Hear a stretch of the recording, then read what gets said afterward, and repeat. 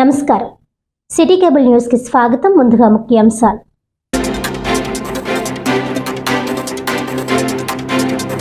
August 15 నుండి మహిళలకు ఉచిత బస్సు ప్రయాణ సౌకర్యం.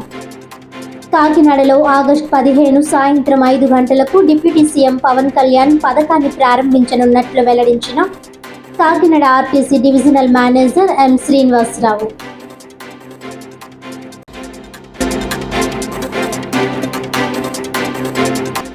కాకినాడలో ఎస్ఎఫ్ఐ ఆధ్వర్యంలో 250 మీటర్ల భారీ జాతీయ జెండాతో ర్యాలీ. టూ టౌన్ సెంటర్ నుంచి బాలాజీ చెరువు సెంటర్ వరకు భారీ ర్యాలీలో పాల్గొన్న 600 మంది విద్యార్థులు.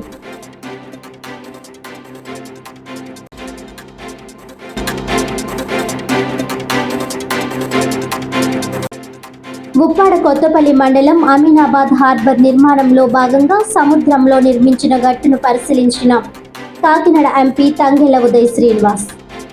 ఉప్పాడ రక్షణ గోడ నిర్మాణానికి డిప్యూటీ సీఎం పవన్ కళ్యాణ్ ప్రణాళికాబద్ధంగా చర్యలు తీసుకుంటున్నారని వెల్లడి.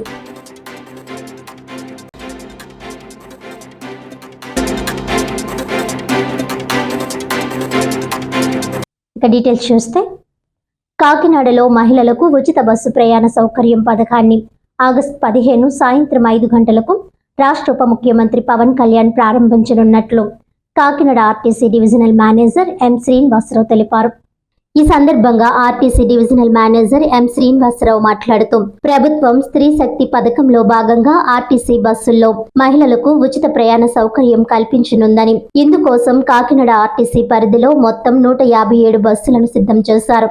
వీటిలో 39 అల్ట్రా పల్లె వెలుగు, 118 పల్లె వెలుగు బస్సులు ఉండనున్నాయని తెలిపారు. ఈ పథకం ద్వారా రాష్ట్ర వ్యాప్తంగా ఎక్కడి నుంచి ఎక్కడికైనా పల్లె వెలుగు, అల్ట్రా పల్లె వెలుగు ఎక్స్ప్రెస్ బస్సుల్లో మహిళలు ఉచితంగా ప్రయాణించవచ్చు. అయితే Indira AC, super luxury, ultra deluxe సర్వీసులకు ఇది వర్తించదని, అంతర్రాష్ట్ర సర్వీసుల్లో కూడా ఉచిత ప్రయాణానికి అనుమతి ఉండదని చెప్పారు. ప్రయాణికులు Aadhaar card, voter ID, pan card, ration card లేదా పాస్పోర్ట్ లో ఏదో ఒక గుర్తింపు పత్రం చూపించి జీరో ఫేర్ టికెట్ పొందాల్సి ఉంటుందని అన్నారు. త్వరలోనే మరో 50 ఎలక్ట్రానిక్ బస్సులు కూడా సేవల్లోకి రానున్నాయని, కాకినాడ, తుని, ఏలేశ్వరం, రాజమండ్రి, అమలాపురం రూట్లలో ఈ బస్సులు నడుస్తాయని తెలిపారు. హిజ్రాలకు కూడా ఈ పథకంలో ప్రయాణ అనుమతి ఉంటుందని, ఈ కార్యక్రమానికి ప్రభుత్వం 5 కోట్ల రూపాయలు మంజూరు చేసిందని శ్రీనివాసరావు వెల్లడించారు. ఈ సమావేశంలో depot manager Manohar, assistant manager భాష తదితరులు పాల్గొన్నారు. ఏర్పాటు చేసాం. ఆర్ఓ వాటర్, అలాగే బస్ స్టేషన్లో ఫ్యాన్లు, కొత్త ఫ్యాన్లు ఫిక్స్ చేసాం. అలాగే బస్ స్టేషన్లో కూర్చోవడానికి చైర్లు ఏర్పాటు చేసాం. అలాగే 24 అవర్స్ రాత్రి పగళ్ళు బస్ స్టేషన్లో సూపర్వైజర్లు ఏర్పాటు చేసాం. అరగంటకు ఒకసారి బస్ స్టేషన్ కాకినాడ జిల్లాకి 50 ఎలక్ట్రిక్ బస్సులు వస్తున్నాయి. ఈ బస్సుల్ని కాకినాడ తుని, కాకినాడ అమలాపురం, కాకినాడ రావులపాలెం వస్తున్నాయి. కాకినాడ రాజమండ్రి రూట్లో తిప్పబోతున్నాం.